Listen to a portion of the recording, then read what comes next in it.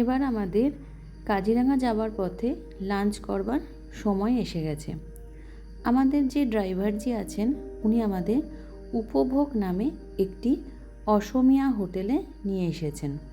খুব সুন্দর পরিবেশ, বাঁশের তৈরি পুরো হোটেলটা, পুরো ইন্টেরিয়ারটাই বাঁশের দিয়ে কাজ করা। এই যে এখানে লেখা আছে কি কি পাওয়া যায়। ভিতরের পরিবেশটা দেখো, সব ফার্নিচার বাঁশ দিয়ে তৈরি। বেশ সুন্দর একটা পরিবেশ, ভালো লাগছিল, পরিষ্কার পরিচ্ছন্ন হোটেলটি। এবার আমরা খাবারের অর্ডার দিলাম। দেখো ভেজ থালি এসে গেছে। এই যে ভেজ থালির মধ্যে এই সমস্ত আইটেমগুলি আছে। অনেক আইটেমের নাম আমি বলতে পারবো না। সামনে যে পিঙ্ক কালারের ওটা পায়েস ছিল, এখানে স্যালাড দিয়েছে। এছাড়া আমরা আলাদা করে মাছ নিয়েছিলাম, ডিমও নিয়েছিলাম। এই দেখো এখানে আমাদের সমস্ত খাবারগুলি এসে গেছে।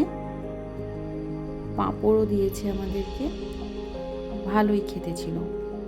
এই যে মাছের থালি, এই রকম টাইপের মাছের কালিয়া এখানে দেয়।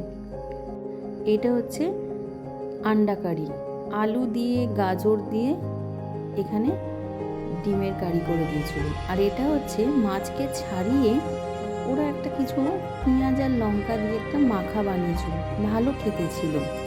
আর এটা হচ্ছে বেবি থালি, বেবিদের জন্য কোনো পয়সা নেয় না, এই থালিটা দিয়েছিল। এখানে কিছু ছবি তোলা হয়েছে, বাচ্চারা একটু ছবি তুলেছে। এখানে দোলনা ছিল আর খুব সুন্দর সুন্দর ফুল ছিল। দেখো জবা ফুলগুলো কি সুন্দর, আর বৃষ্টি পড়েছে তো আরও ভালো লাগছে। এটাও একটা ফুল, বেশ ভালো লাগছিল পরিবেশটা।